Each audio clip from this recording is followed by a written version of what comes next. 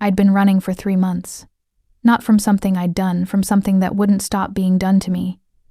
Tonight, in this club full of Seoul's elite, I finally stopped running.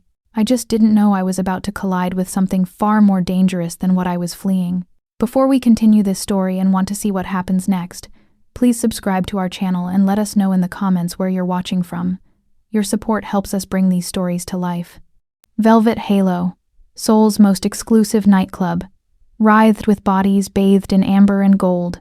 Crystal chandeliers fractured light across designer suits and silk dresses, making everyone look like they belonged in a world I was only visiting. My scrubs were folded in my locker at Seoul Medical. My trauma nurse badge was tucked in my purse. Tonight, I was just another face in the crowd, or at least, that's what I'd hoped. 3 months, 92 days of feeling eyes on my back, the same silhouette across from my apartment building at dawn, the same figure lingering outside the hospital gates when my shift ended, the same shadow at the cafe where I grabbed my morning coffee, always 3 people back in line, always watching.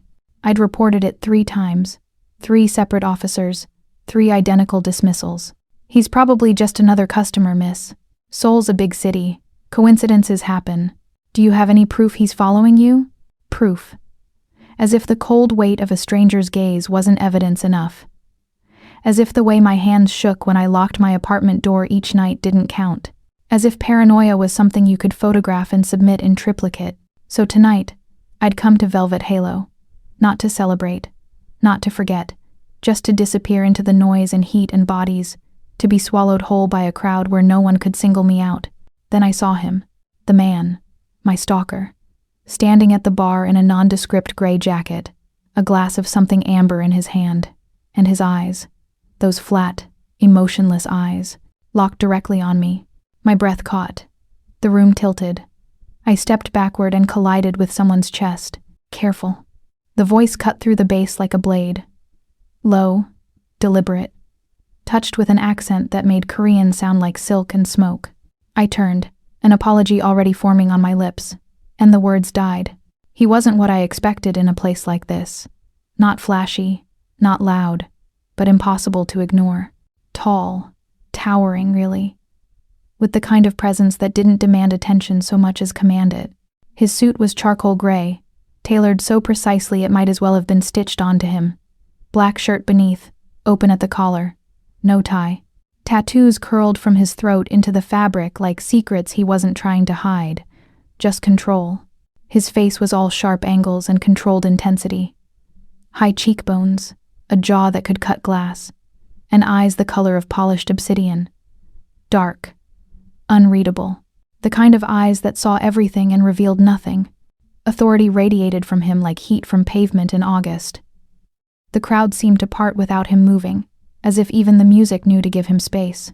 You look, he said, his gaze sweeping over me with clinical precision, like you're deciding between running or screaming. I swallowed hard. Neither. Just, realizing I picked the wrong place to hide. His eyes followed mine across the room to the bar, to the man watching me. Something cold and sharp flickered across his features. There and gone in a heartbeat, like a blade briefly catching light. Your stalker? He asked, though it didn't sound like a question. I nodded, suddenly feeling pathetic. A grown woman, a trauma nurse who'd stitched up stab wounds and held broken ribs together with her bare hands, reduced to cowering in a nightclub because she couldn't shake a shadow. The stranger's jaw tightened almost imperceptibly. He looked back at me, and for a moment, I saw something dangerous move behind those dark eyes. Not directed at me, at everything else. Could you? The words tumbled out before I could stop them. Desperate. Reckless. Could you dance with me? A stalker's watching, and I just need him to think. I stopped. Heat flooded my face. Sorry. That was inappropriate. I don't even know you. His mouth curved. Not quite a smile, but close enough to be unsettling. You don't, he agreed, his gaze holding mine with an intensity that made my pulse stutter. But I know his type. He extended his hand. Long fingers, manicured nails, a heavy silver watch peeking from beneath his cuff. But his palm was wrong. Calloused in places a businessman's shouldn't be. Scarred along the edge like he'd gripped something sharp too many times. A warning shiver ran down my spine. One dance, he said softly, his voice dropping to something that felt like a promise and a threat rolled into one. "Let's make sure he never looks at you again." I hesitated. Every instinct I'd honed over 3 months of paranoia screamed at me to walk away. This man was dangerous. Not might be. Was. I could feel it in the way the air around him seemed heavier. The way even the bartender's eyes skittered away when he glanced in that direction. But then I caught movement at the bar. The stalker shifting forward, setting down his glass, starting toward me. I placed my hand in the stranger's. His grip was firm, warm, and oddly steadying as he led me onto the dance floor. His other hand settled at the small of my back. Light, but commanding, guiding me through the crowd with the kind of practiced ease that said he was used to people moving out of his way. As we stepped into the golden light beneath the chandeliers, I noticed 2 men in dark suits shift positions near the pillars. Their eyes never left us. Not the club's security. Something else. "I'm Amanda," I said, suddenly needing to fill the silence, to make this feel normal. "Amanda Edwards." "Ji-hoon," he replied. Then, after a pause that felt loaded, "Han." Something about the way he said it made me think it wasn't the name he used often. Or maybe not the one he preferred. The music shifted. Something slower, more intimate. Ji-hoon pulled me closer, one hand sliding fully around my waist. His other hand caught mine, raising it between us in a position that felt formal and possessive all at once. We moved. And God help me, he knew how to lead. "He's still watching," Ji-hoon murmured, his breath warm against my ear. "Does that bother you?" "It terrifies me," I admitted. "But right now, it's the first time in months I don't feel like prey." His fingers tightened slightly on my waist. "You shouldn't have to feel like prey at all. Tell that to the police." "The police," he said, his voice hardening in a way that made the hair on the back of my neck stand up. "Don't deal with men like him." "I do." Before I could ask what he meant, Ji-hoon's gaze flicked up over my shoulder. One sharp, almost imperceptible nod to someone in the shadows. I started to turn, but his hand at my waist kept me in place. "Don't look," he said quietly. "Just dance." So I did. I let him guide me across the floor, let the music and his steady presence drown out the fear that had been my constant companion. For 3 minutes and 47 seconds, I felt safe. When the song ended, I finally glanced back at the bar. The man was gone. My stalker, the shadow who'd haunted me for 3 months, had simply vanished. "Where?" I started. "Somewhere he won't bother you again," Ji-hoon said. His tone was casual, but his eyes held something that made my blood run cold and hot all at once. "What did you do?" "I protected you." He released me slowly, though his hand lingered at my waist a moment longer than necessary. "Isn't that what you wanted?" It was. But the way he said it, the certainty, the finality, made me realize I hadn't just asked a stranger to dance. I'd asked something far more dangerous for help, and he'd answered. Ji-hoon stepped back, adjusting his cuff with casual precision. "You should go home, Amanda Edwards. You're safe now." "How do you know?" That not quite smile returned. "Because I'm the one deciding who's safe in this city." He turned to leave, and panic. Irrational, desperate panic seized me. "Wait, will I see you again?" Ji-hoon paused, glancing back over his shoulder. In the fractured golden light, his eyes looked almost gentle. "Almost. You already are," he said quietly. "You just didn't know it." Then he was gone, disappearing into the crowd with his suited shadows trailing behind him. I stood alone on the dance floor, my heart hammering, my hands shaking, feeling safer and more terrified than I had in months. Because somewhere in the back of my mind, I knew 3 things. 1. My stalker was gone. 2. The man who'd made him disappear wasn't a savior. 3. I'd just traded one shadow for another. And this one, I suspected, would be much harder to escape. The fluorescent lights of Seoul Medical's trauma ward were unforgiving at 6 a.m. I stood at the nurse's station, staring at the patient chart in front of me without really seeing it. The words blurred together. Vitals, medication schedules, surgical notes, all white noise against the memory playing on loop in my head. You already are. You just didn't know it. 24 hours since Velvet Halo. 24 hours since a stranger made my stalker disappear with nothing but a nod. 24 hours since I'd felt the ghost of his hand at my waist and convinced myself it meant nothing. It had to mean nothing. Amanda. Dr. Kim's voice cut through my spiral. The GSW in Bay 3 needs a consult. You ready? Gunshot wound. Right. This was my world. Sterile. Ordered. Governed by protocols I understood. Not shadowy nightclubs, and men who spoke in loaded silences. On it, I said, snapping the chart closed. I could rationalize this. I would rationalize this. The stalker was probably scared off by Jihoon's confidence, his obvious wealth, his, whatever he was. Maybe he'd just been some obsessive nobody who got bored. Maybe I'd imagined the danger in Jihoon's eyes, projected my own fears onto a man who was simply being kind. Kind men didn't have scarred palms and bodyguards in the shadows. I pushed through the trauma bay doors, shoving the thoughts down where they belonged, buried deep with all the other things I couldn't afford to think about. By noon, I'd stitched up 2 lacerations, stabilized a motorcycle accident victim, and talked a panicked mother through her daughter's appendectomy. Routine. Normal. Safe. Then the flowers arrived. Delivery for Amanda Edwards. The courier called from the nurse's station.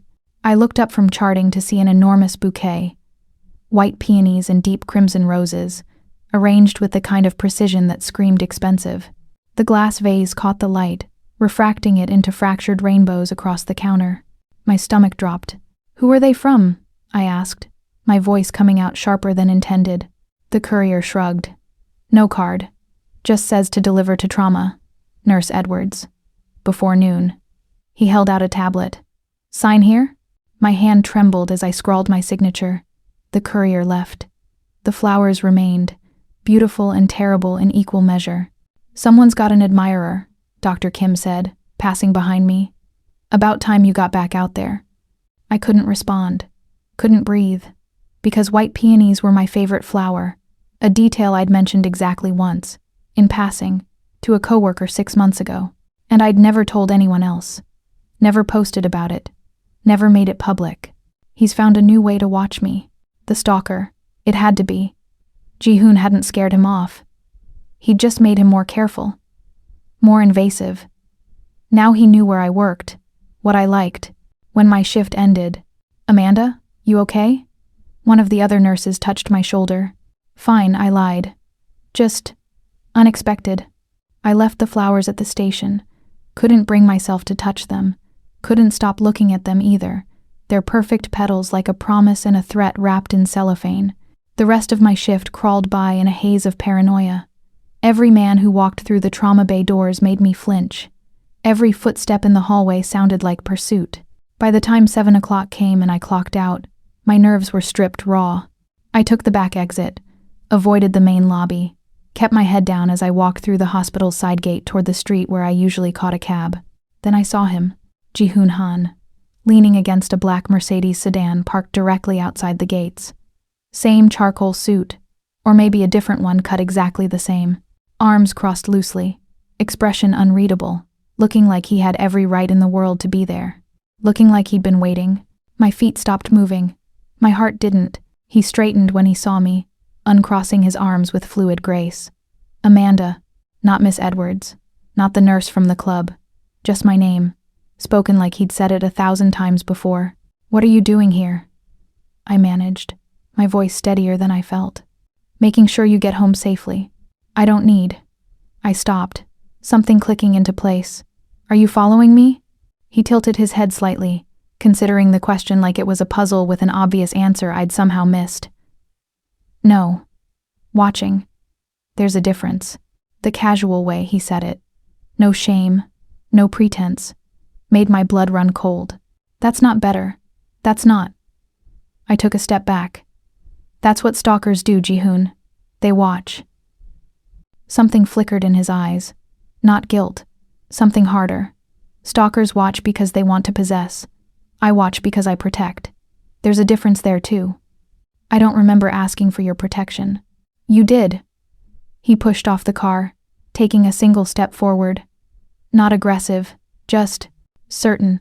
Last night, when you put your hand in mine and asked me to make him stop looking at you, that was asking. For a dance. Not. I gestured helplessly at him, at the car, at the entire insane situation. Not this. The dance was how it started, he said quietly. But men like him don't stop because of a dance, Amanda. They stop because someone makes them stop, permanently. The weight of that word, permanently, settled between us like a body. Did you send me flowers? I asked suddenly. His brow furrowed. No. White peonies and red roses, delivered to the trauma ward. No card. Jihoon's expression darkened. Not anger. Calculation. When? Today. Noon.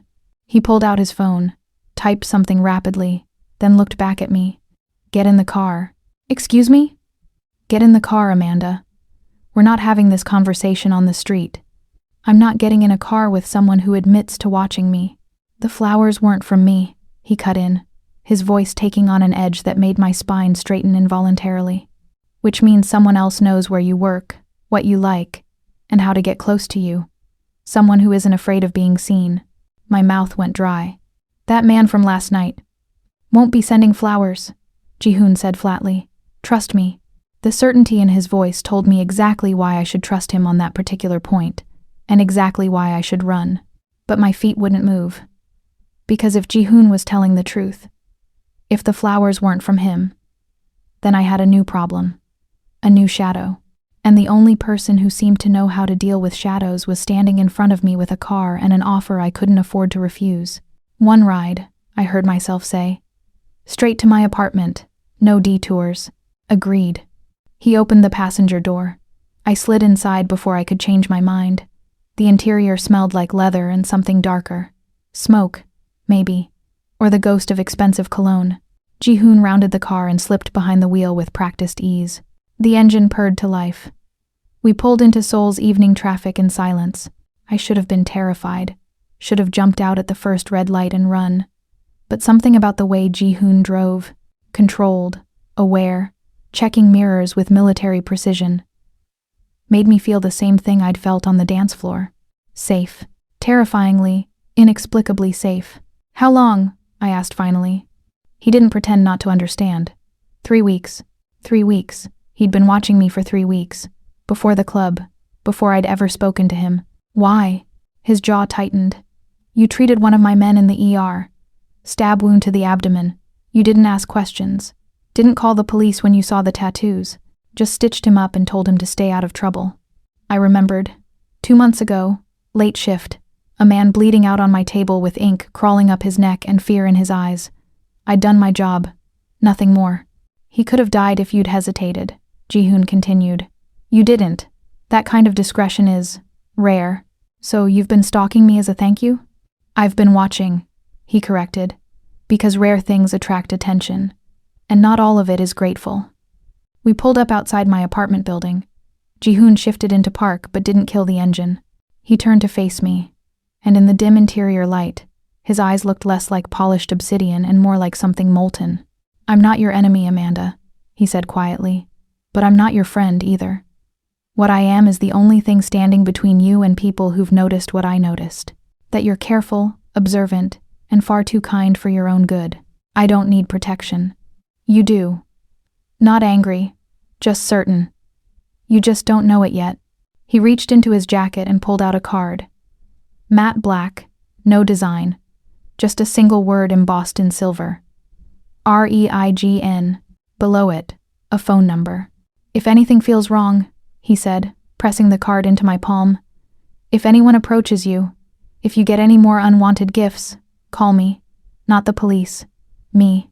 His fingers lingered against mine for a heartbeat longer than necessary. Warm, scarred, steady, then he released me. I got out of the car on shaking legs, the card burning in my hand, watched him pull away from the curb with the same fluid control he did everything else.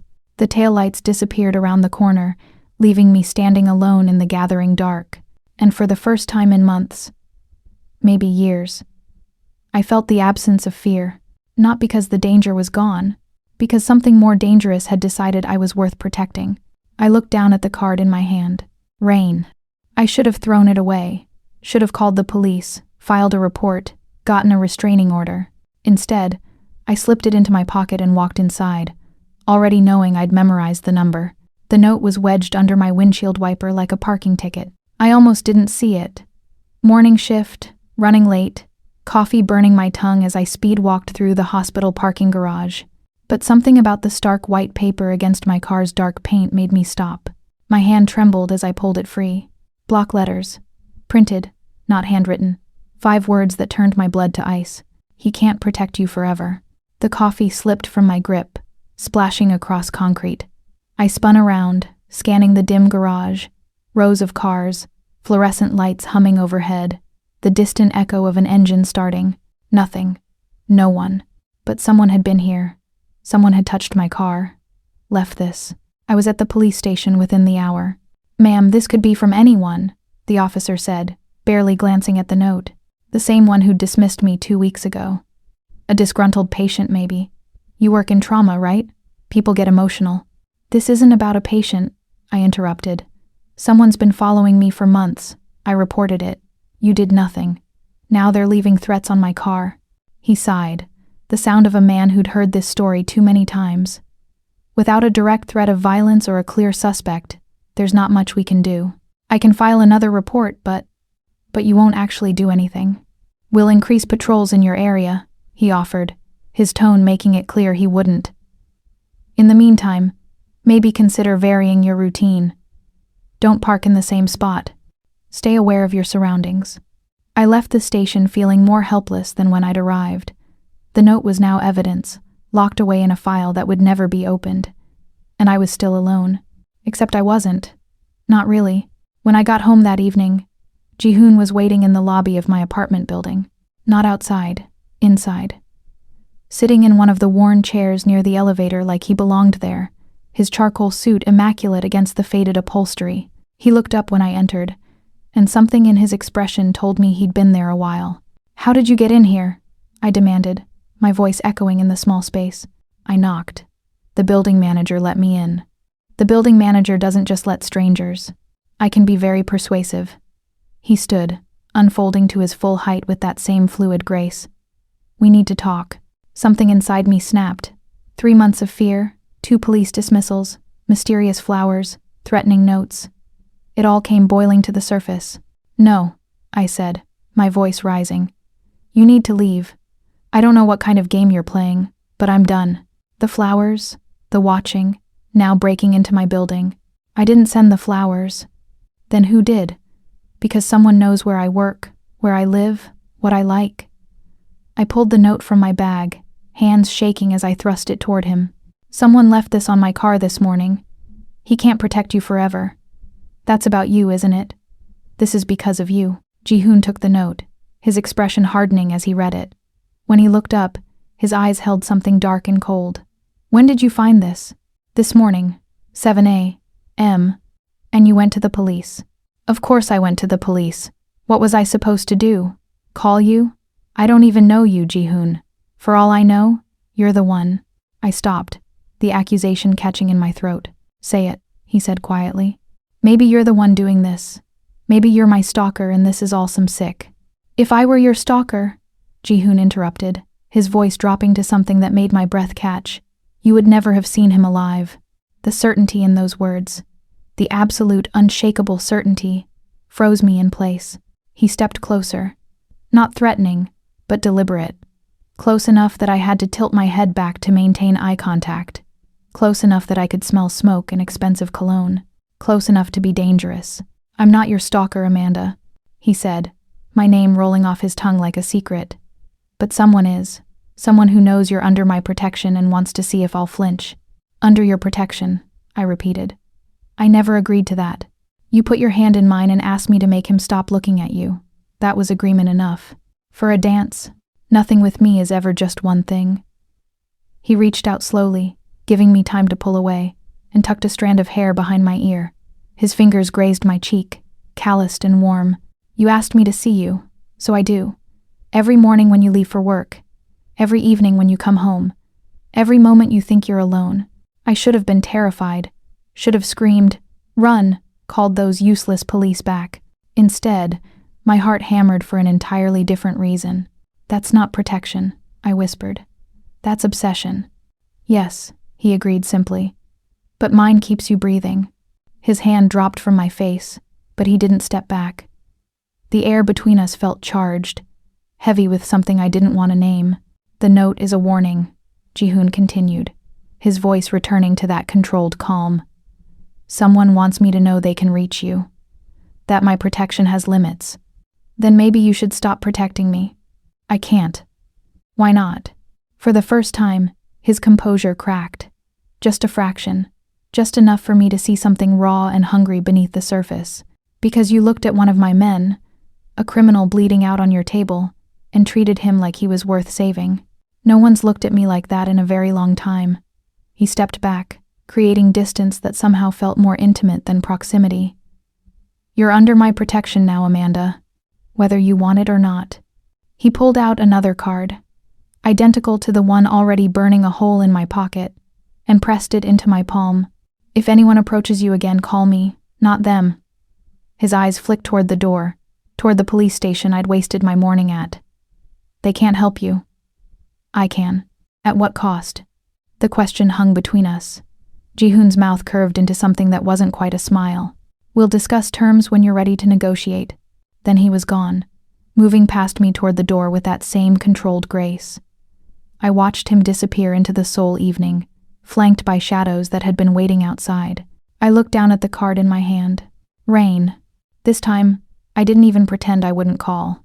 The restaurant didn't have a name. At least, not one displayed anywhere I could see. Just a black door in an upscale district, a small silver plaque with Korean characters I couldn't read, and a man in an immaculate suit who took one look at me and said, Miss Edwards. Mr. Han is expecting you. Ji-hoon had called the previous evening, not texted. Called, his voice low and deliberate through the phone. Have dinner with me. Not a question, but not quite a command either. I should have said no, should have ignored the call entirely.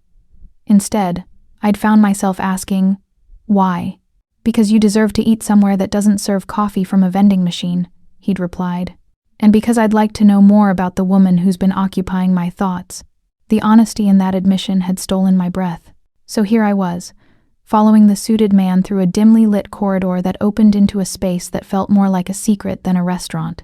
Low lighting, private alcoves separated by rice paper screens, the soft murmur of conversation in multiple languages, wealth whispered from every detail, the silk tablecloths, the hand-painted ceramics, the way the staff moved with choreographed precision. Ji-hoon stood when I approached, and for a moment, I forgot how to breathe. He'd traded the charcoal suit for midnight blue, the jacket perfectly tailored to his frame. No tie again, just a black shirt open at the collar, revealing those tattoos that curled up his throat like dark flames. His hair was styled back, emphasizing the sharp angles of his face. He looked like Sin dressed in silk. Amanda. He pulled out my chair himself, a gesture that felt both chivalrous and possessive. You look beautiful.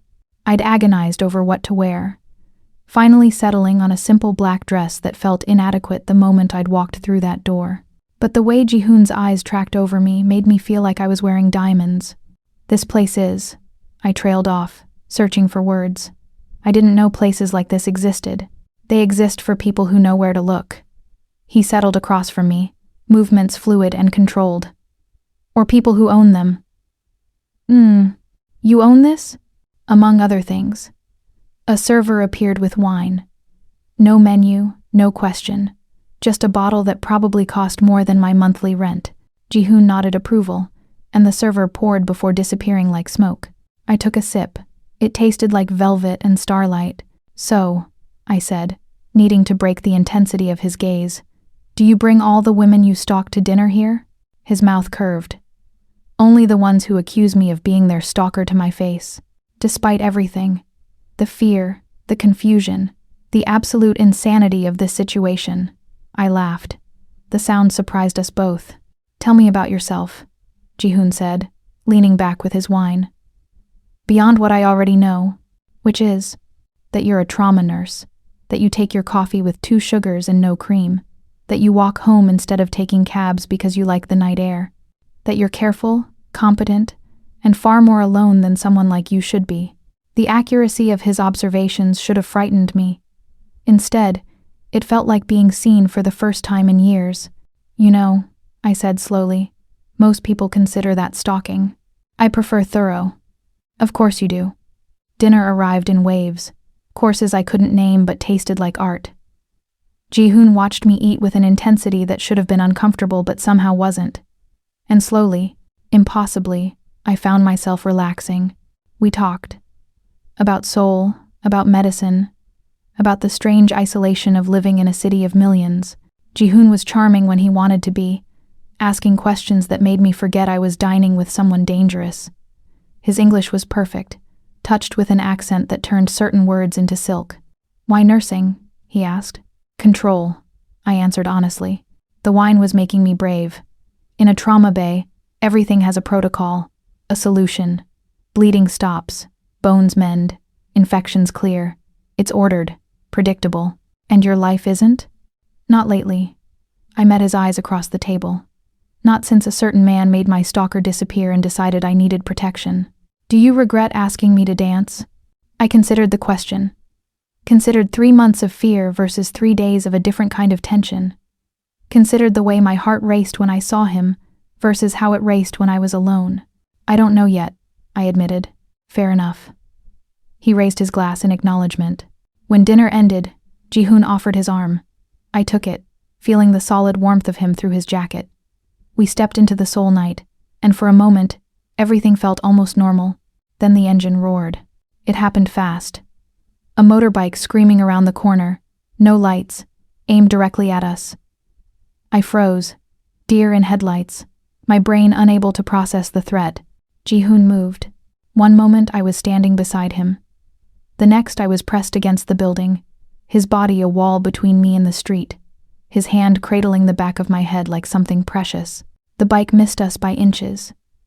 Ji-hoon's men appeared from nowhere, 2 of them giving chase on foot, another pulling up in a black SUV.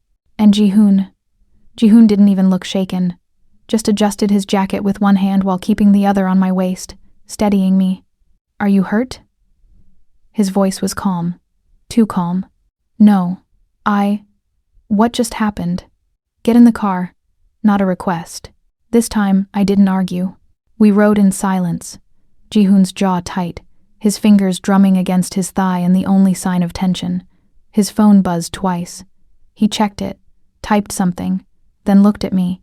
"They were testing me," he said quietly, seeing how far they could push before I react. "Testing you? I almost got killed." "No." His voice turned to steel. "You were never in danger. I was there." The absolute certainty in that statement should have been arrogant. Instead, it felt like truth. "And they failed," he continued, something dark and satisfied coloring his tone. "Now they know exactly what happens when someone threatens what's mine." "What's mine?" "Not under my protection." "Mine." I turned to look at him. Really look at him. The sharp profile, the controlled fury simmering beneath the surface, the way his hands had moved to shield me without thought. This wasn't just protection. This was something more primal, more absolute, more dangerous. "Who are you?" I whispered. Ji-hoon met my eyes in the darkness of the car, and for the first time, I saw the truth in them. Not the polished businessman or the charming dinner companion, but something older, harder, forged in violence and survival. "I'm the reason Seoul's underworld sleeps with one eye open," he said quietly. "I'm the man kings and criminals call when they need problems to disappear. I'm the person you should run from. Amanda Edwards." He reached out, his scarred knuckles brushing my cheek with impossible gentleness. "But you won't run. Will you?" I should have. God, I should have. Instead, I leaned into his touch, half terrified, half captivated, and whispered, "No." His eyes darkened with something hungry and triumphant. Good. Ji-hoon's penthouse was everything I'd imagined and nothing I'd expected. Floor-to-ceiling windows overlooking Seoul, the city glittering below like scattered diamonds. Minimalist furniture, black leather, chrome, glass surfaces that reflected light in sharp angles. Art on the walls that probably cost more than my apartment building, but it was the small details that caught my attention. A bookshelf full of worn paperbacks. A jade plant thriving on the windowsill. A photo on the side table. Ji-hoon, younger, laughing with an older man who had the same sharp cheekbones. My father, Ji-hoon said, catching me looking.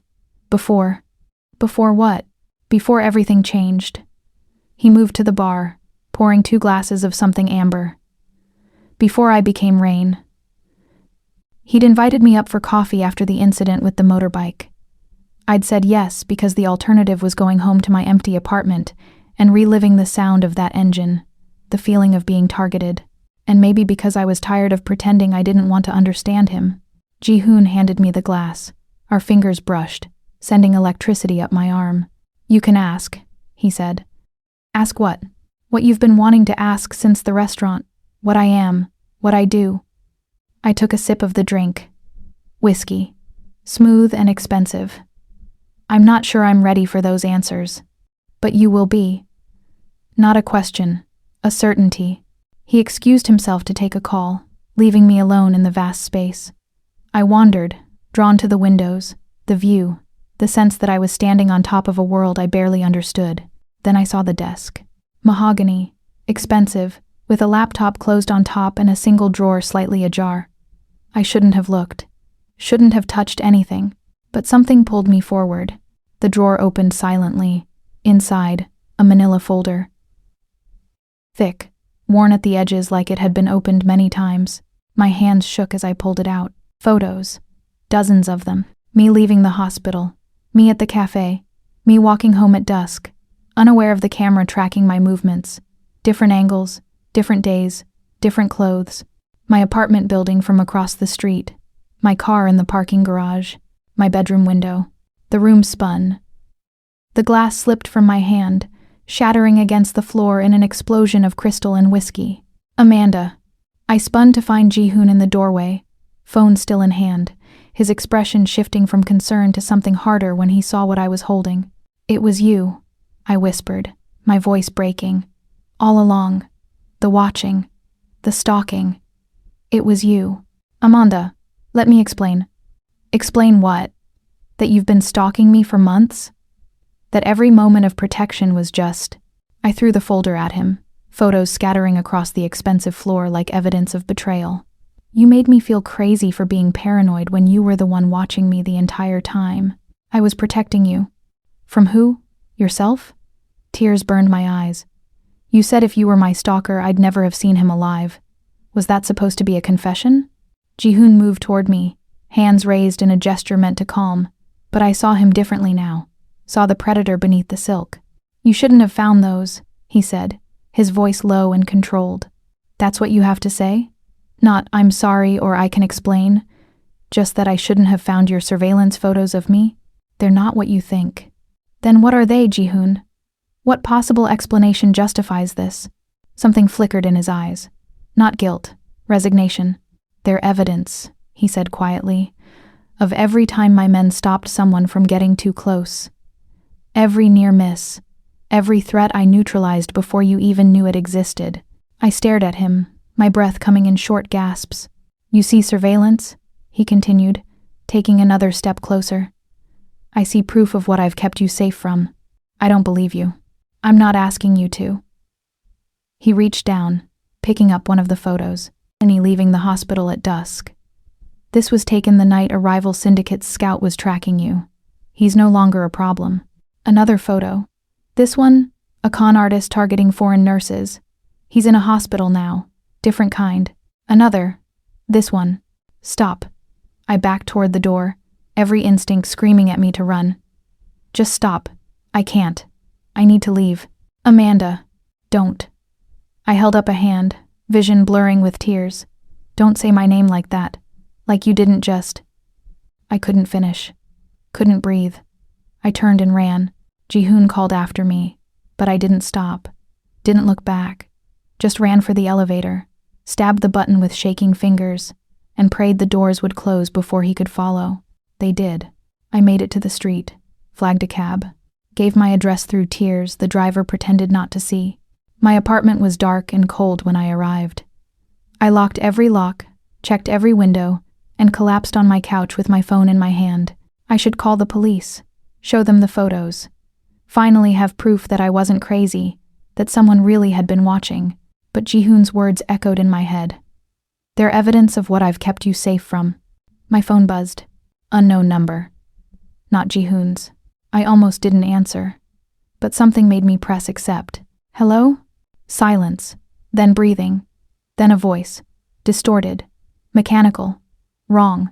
He can't find you this time, Amanda. The line went dead. I sat frozen, phone pressed to my ear, as the realization crashed over me like ice water. The photos. The surveillance. Jihoon's men tracking my movements. He wasn't lying. He really had been protecting me from something worse. And now, for the first time in weeks, I was truly alone. My phone buzzed again. A text from Jihoon's number. Where are you? Then another. Amanda, answer me. And finally, stay inside. Lock your doors. I'm coming. I looked at the darkness pressing against my windows, at the photos, still burned into my memory, at the terrifying space between protection and possession, and I realized I'd made a terrible mistake. I'd run from the only person keeping me alive. The power went out at 11:47 p.m. One moment I was staring at Jihoon's texts, trying to decide whether to respond. The next, my apartment plunged into darkness so absolute I couldn't see my own hands. Just a breaker, I whispered to myself. Just the building's terrible electrical. The door splintered inward. No warning, no knock, just the violent crack of wood giving way, and then hands, rough, gloved, were grabbing me. I screamed, but something pressed over my mouth, chemical sweet, burning my throat. The world tilted, darkened further. When I woke, everything hurt. My head throbbed. My wrists burned where zip ties cut into skin. I was on a concrete floor, cold seeping through my clothes, the smell of rust and old oil thick in the air. A warehouse. Abandoned, judging by the broken windows high above and the graffiti-stained walls. She's awake. The voice came from the shadows. Korean, accented differently than Jihoon's. Harder, colder. A man stepped into the weak moonlight filtering through the windows. Mid-30s, lean, with a scar running from his temple to his jaw. His suit was expensive but worn, like he'd stolen it from someone who mattered. Amanda Edwards, he said, crouching in front of me. Rain's little nurse.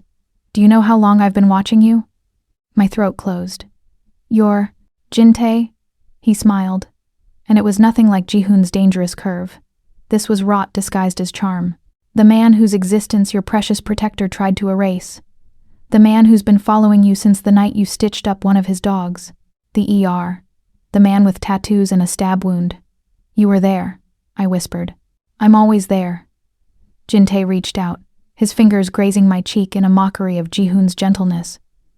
Watching, waiting, learning all your pretty little routines. The flowers, the note on my car. Guilty. He stood, circling me like a predator. You see, Rain thought he could protect you by keeping you close, but he made a critical error. What error? Jin-tae's smile widened. He let you see him, let you matter. And now, when I put a bullet in your head, he'll finally understand what it feels like to lose something precious. Terror flooded through me, cold and absolute. You were never the prize, Amanda. You're the warning. He pulled out a phone, typing something with casual efficiency.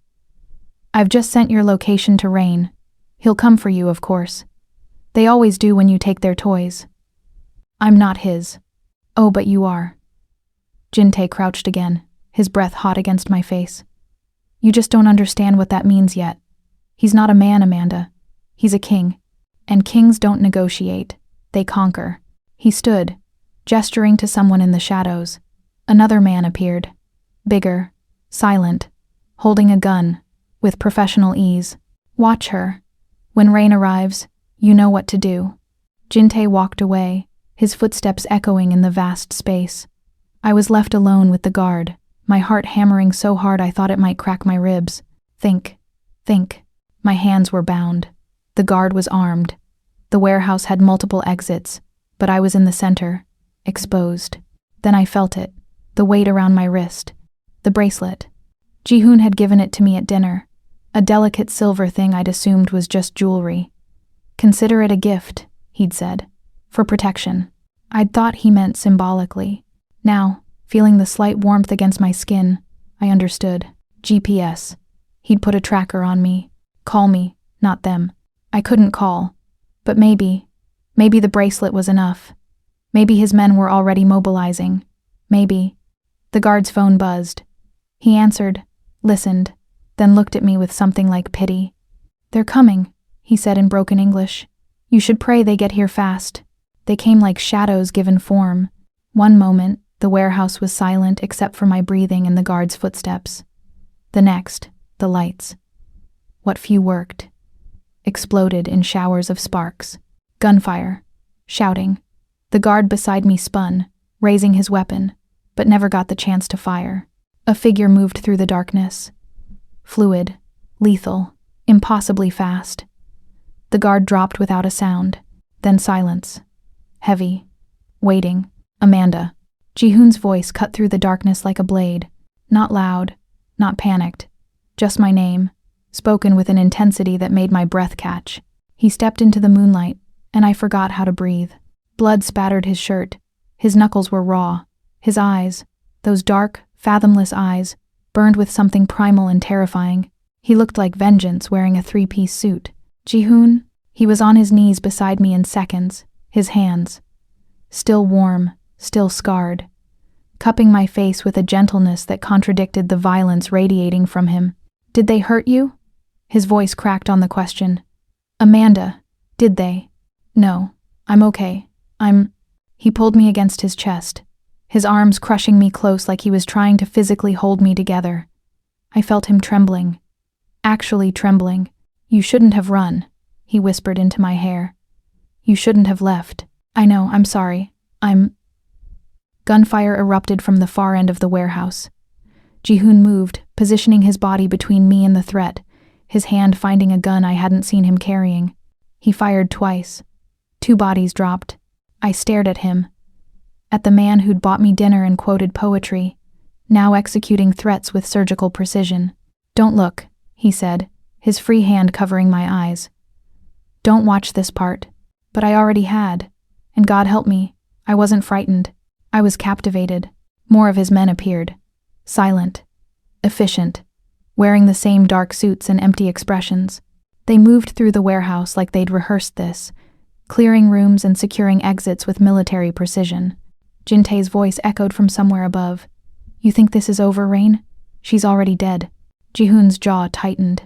He looked up at the catwalks, his expression turning to something arctic and absolute. Stay here, he told me. My men will protect you. Don't. But he was already gone, moving up a rusted staircase with the same lethal grace. I watched him disappear into the shadows, my heart in my throat. Seconds passed, then minutes, then a scream, cut short, followed by the heavy sound of something hitting concrete. Silence. Jihoon reappeared on the catwalk, alone, wiping blood from his knuckles with a handkerchief. He descended slowly, each step deliberate, until he stood in front of me again. It's done, he said quietly. You're safe. I should have asked what happened, should have demanded details. Instead, I asked the only question that mattered. How long have you been watching me? Jihoon knelt again, his hands finding mine, carefully cutting through the zip ties with a knife that appeared from nowhere. Since the night you saved one of mine in the ER, he admitted, rubbing feeling back into my wrists with infinite gentleness. He was bleeding out. You didn't even flinch at the blood. Didn't ask questions. Just stitched him up and told him to stay out of trouble. He looked up at me, and in the fractured moonlight, his eyes held something raw. You treated a criminal like he was worth saving. No one's ever looked at me like that, Amanda. Like I might be worth saving too. My breath caught. So you've been protecting me. Since that night. Yes. His thumb traced circles on my wrist, over the bracelet that had saved my life. I couldn't let you go. Couldn't let anyone else see what I saw. That's not protection, Jihoon. That's obsession, he finished. I know. I've never pretended to be anything else. He stood, pulling me to my feet, his hands steadying me when my legs threatened to give out. Around us, his men moved with quiet efficiency, clearing evidence, erasing the night like it had never happened. Come, Jihoon said, his arm settling around my waist. Let's go home. I should have asked where home was. Should have insisted on going to my apartment, my life, my world. Instead, I leaned into his warmth and let him lead me into the dawn. Behind us, Seoul burned with the consequences of threatening what belonged to Rain. Ji-hoon's mansion wasn't a home. It was a fortress. High walls, security cameras, men stationed at every entrance. I'd been here 3 days, recovering from the abduction, trying to process the reality of my new existence. The woman who'd been kidnapped wasn't the same one who'd woken up in silk sheets, surrounded by luxury and danger in equal measure. That woman had been naive, frightened, alone. This woman understood that safety came with a price, and his name was Rain. "You're awake." I turned from the window to find Ji-hoon in the doorway, holding 2 cups of coffee. He'd traded his blood-spattered suit for black slacks and a white shirt, sleeves rolled to his elbows, revealing the full extent of his tattoos. Dragons and phoenixes curled up his forearms, Korean script wrapped around his wrists, art and violence inked into his skin like a history book written in pain. "Couldn't sleep," I admitted. "Too quiet." "You're safe here." "I know." And I did. That was the terrifying part. "Tell me about Rain." Ji-hoon set down the coffee, his expression shifting to something guarded. "What do you want to know?" "Everything. Who you really are. How you became this." He was silent for a long moment, staring out at the Seoul skyline. When he finally spoke, his voice held the weight of years. "My father was Han Min-jun, a businessman, legitimate, respected.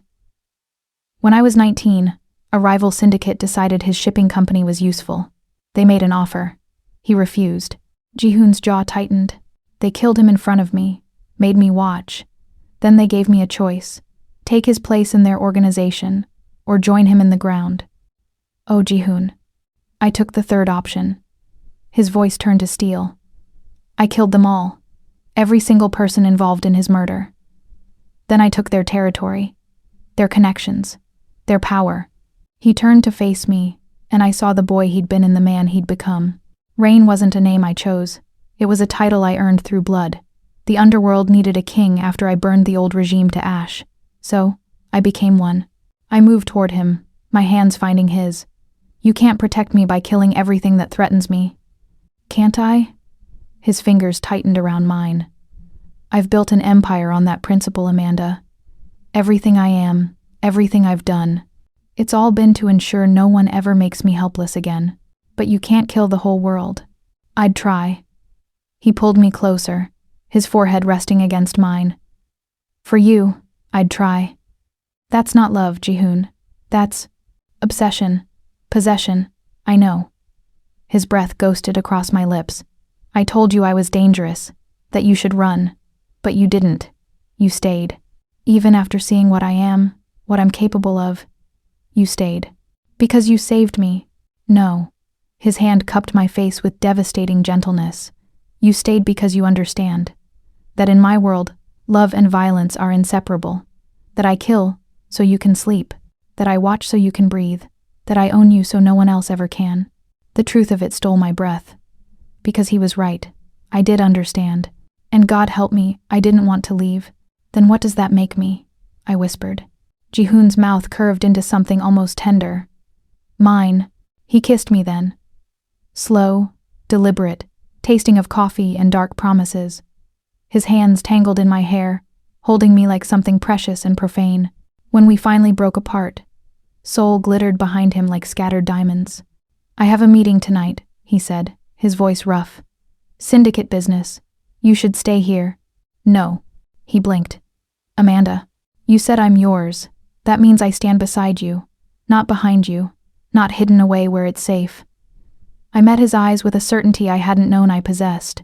"If I'm going to be part of your world, then let me be part of it, all of it." Something fierce and proud blazed in his expression. "You understand what you're asking?" "Yes. There's no going back after this. You'll be marked as mine. Protected, yes, but also targeted. Everyone who wants to hurt me will see you as the fastest route." "I know." Ji-hoon studied me for a long moment, then nodded slowly. "Then tonight, you'll sit beside me, silent, observant. The woman even kings fear to look at too long." That evening, I dressed in black. A gift from Ji-hoon, silk and simple elegance. He fastened a necklace around my throat, diamonds that caught the light like captured stars. "Remember," he murmured against my ear. "You don't speak. You don't react. You simply exist beside me. That alone will send a message." "What message?" His lips curved against my skin. "That Rain has chosen, and woe to anyone who threatens what's his." The meeting was held in a private room in the same restaurant where we'd had dinner. Men in expensive suits filled the space. Korean, Chinese, Japanese, all radiating the same controlled violence. They stood when Ji-hoon entered, every single one, and when I walked in beside him, their eyes widened in recognition and something like fear. Ji-hoon pulled out my chair himself. I sat, hands folded in my lap, expression neutral. While the most dangerous men in Seoul watched and understood, the nurse who'd been hunted was gone. In her place sat the woman the king protected. And that, the silence said, made me untouchable. 5 months later, we returned to Velvet Halo. The same golden chandeliers, the same dim blue lights, the same pulse of bass through expensive floors, but everything had changed. I wore red tonight, a dress that whispered rather than screamed, custom-made to fit like a second skin. Diamonds glittered at my throat and wrists, gifts from a man who expressed love through beautiful, dangerous things. Ji-hoon walked beside me, his hand at the small of my back, possessive, protective, proud. His world had become mine. His enemies knew my face. His empire included my name. I was no longer the frightened nurse seeking safety in a dance. I was the woman who'd learned to dance with darkness itself. Nostalgic? Ji-hoon murmured as we entered the club. Should I be? This is where you asked a stranger to save you. His lips brushed my ear. Where everything began. No. I turned to face him, my hand finding his cheek. It began the night I saved one of yours. The rest was just catching up. His eyes darkened with that familiar hunger. Dance with me? I thought you'd never ask. We moved to the floor, and the crowd parted. They always did now. Whether because of Ji-hoon's reputation or mine, I no longer knew, no longer cared. The song was slow, intimate, the same one that had played that first night. Ji-hoon pulled me close, and we moved like we'd been doing this for years. In a way, we had. This dance had been inevitable from the moment our eyes met. Someone's watching, Ji-hoon said softly, his gaze flicking to a man at the bar. Too interested, too focused. I smiled, the expression holding none of the fear it once would have. Then maybe we should dance. But this time, I led. My hand guided his. My steps dictated his. My body controlled the space between us. Ji-hoon followed, amusement and pride flickering in his expression. You've changed, he observed. You changed me. Regrets? I considered the question. Considered the woman I'd been. Alone, frightened, hunted. Considered the woman I'd become. Protected, powerful, partnered with a king who'd burn the world for me. None, I whispered.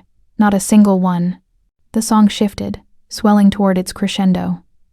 I pulled Ji-hoon closer, our bodies moving as one beneath the fractured light of the chandeliers. You said a stalker was watching. I murmured against his throat. You were right, he replied, his voice rough with emotion. Was it you? His arms tightened around me, his lips finding my temple with devastating tenderness. Always. I tilted my head back, meeting those dark eyes that had first promised protection and delivered so much more. Then don't stop watching. Never. We danced as the club pulsed around us, two shadows moving like one, love and danger fused so completely they couldn't be separated. When the song ended, Ji-hoon didn't release me, just held me there, in the center of the floor, while Seoul's underworld watched and understood. This was no ordinary love. This was obsession refined into devotion, possession transformed into partnership, violence made tender through the simple act of choosing each other, again and again, despite everything. The chandelier light reflected in Ji-hoon's eyes, turning them molten gold. In that moment, I saw everything we were and everything we'd become. Fear turned to power, darkness into devotion, a stalker into a savior, or perhaps the reverse. I no longer knew. It didn't matter, because somewhere between the first dance and this one, I'd learned the truth that Ji-hoon had known all along. Sometimes the only safety is in the arms of the most dangerous man in the room. Sometimes protection looks like possession. Sometimes love wears the face of obsession. And sometimes, When a stranger asks, "Could you dance with me?" A stalker's watching. The only right answer is yes. Even. Especially when that stranger becomes the stalker himself. We left Velvet Halo as dawn crept over Seoul, the city waking to a new day that we'd already lived through. Jihoon's car waited at the curb, his men forming a protective wall that parted only for us. "Home?" he asked. I looked at the man who'd saved me, stalked me, claimed me, and transformed me into something I'd never imagined becoming. The man whose darkness I'd learned to dance with. The man I'd chosen to love despite, or perhaps because of, everything he was. "Yes," I said, my hand finding his. "Home." Because home wasn't a place anymore. It was the space between protection and possession, the distance between fear and desire. The moment when you put your hand in a stranger's and realize they've been watching you all along, and you wouldn't have it any other way. We drove into the Seoul morning, two silhouettes against the rising sun. Love and violence braided so tightly they'd become the same thing. And behind us, in the empty club, the chandeliers caught the dawn light and scattered it across the floor where we'd first danced. The floor where everything had begun. The floor where, 5 months later, everything had come full circle. The story of the nurse and the king, the woman and rain, the dance that never truly ended.